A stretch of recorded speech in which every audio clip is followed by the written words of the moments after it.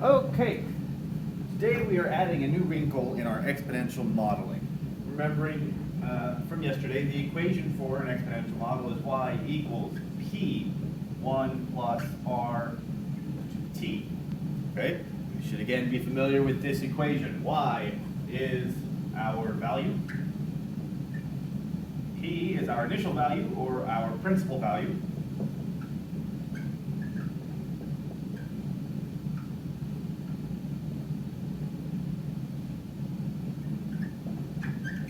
R is our rate, and T is our time. Okay, again, Y is our value, it's what we're looking at, it's the whatever we're trying to figure out, you know, if it's population, if it's money, if it's, well, population and money are the two that we use a lot. So, population or money, P, principal or initial value, R is the rate, T is the time. Okay, now yesterday we dealt with exponential growth, all right, where R here is a positive number, right? We are gaining more money, we're gaining more population. Okay, today we're going to deal with populations or money in decline, okay, where R is negative. So, let's suppose, and they're all going to be word problems, so let's suppose we've got a population, currently we've got 10,000 people living in a city. So population is 10,000. Okay?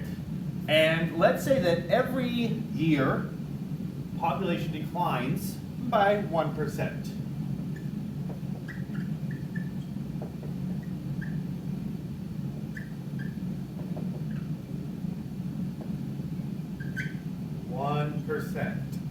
Okay, so every year our population is going to decline 1%. All right, and we want to know, let's say, when is it going to be at half of its current level? When is it going to be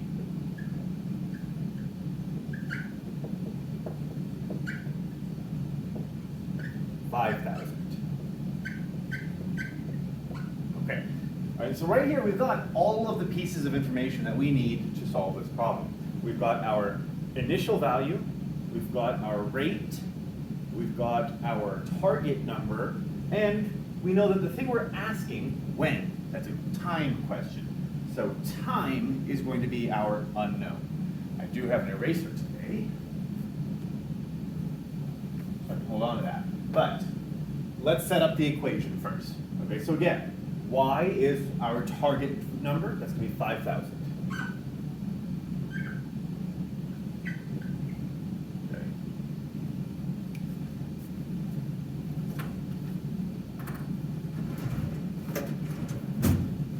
We'll use this one, 5,000. Oh gosh, look at that, already so much better. So our target number is 5,000.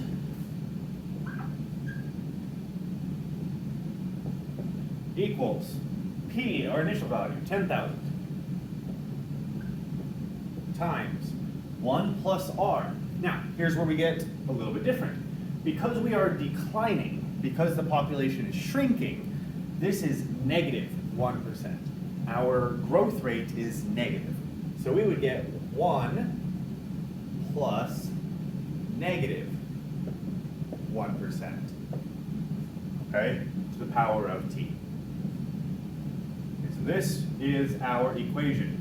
Note, because we're declining, we use a negative for our rate, right? Not the entire exponent, just the r portion, right? So that what this does is it makes this whole thing less than 1. Before, when we were adding something, this is greater than 1.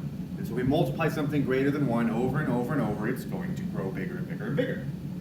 If we multiply something less than 1 over and over and over, it's going to grow smaller and smaller and smaller.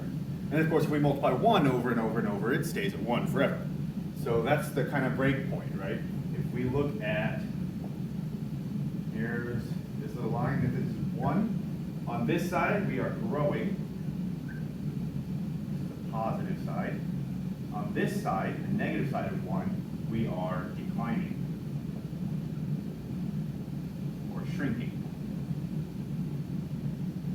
Okay? So that's the idea. That's what's going on here. So when we multiply something positive, bigger than 1, something bigger than 1, I should say. They're all positive, but something bigger than 1, when we multiply that over and over and over, it gets bigger. Something smaller than 1, we multiply that over and over and over, it gets smaller. Right? So when we think about decline, our rate is negative. That's the main point there. All right, let's go ahead and solve this equation. We're going to go ahead and divide by 10,000 first.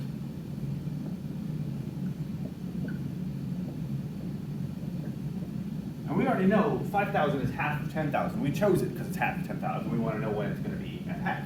So this is going to simplify to 1/2 equals 1 plus negative 0.01, or we could have written this as 1 minus 0.01, either way. But we just need to do this subtraction here, right? And this is going to be 0.99. Like that. Okay, 1/2 is equal to 0.99 to the t. Pretty straightforward. Now we're just going to go ahead and we'll start and we'll say let's take the log of both sides.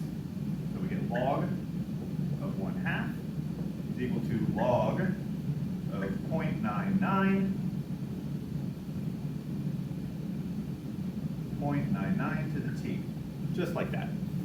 Okay, and then we apply the power rule. So let's pull that t out. All right, so we get log of 1/2 equals t times log of 0.99. Then we solve for t. Divided by log of 0.99. Just like that.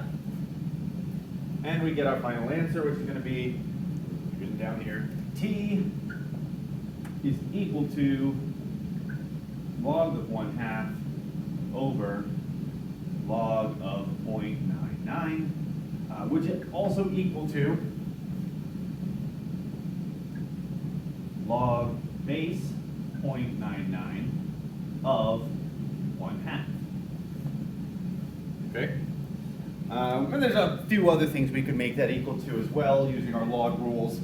We could split this fraction up. We've got a bunch of different ways we can manipulate this, but this is fine. Either of these two will go into Desmos just fine and get us our answer, which I'm not exactly sure what it's going to be. It's going to be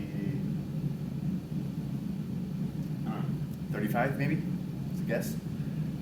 Point being, this is how we solve it, and you'll notice once we get the equation set up, there's no difference here versus what we were doing yesterday. This is exactly the same as what we were doing yesterday. The only thing that changes is when we are declining or shrinking or any other word that says that we're not growing bigger but getting smaller, we use a negative rate here. Okay, so that this thing that we're multiplying becomes less than 1, right? So 0.99, 0.98, 0.8, whatever it happens to be, less than 1. So that should be good. You guys will have some practice problems in Desmos. And if you want to watch me work some practice problems, go ahead and go to the next video that I'll be uploading after this. Delta Math, not Desmos.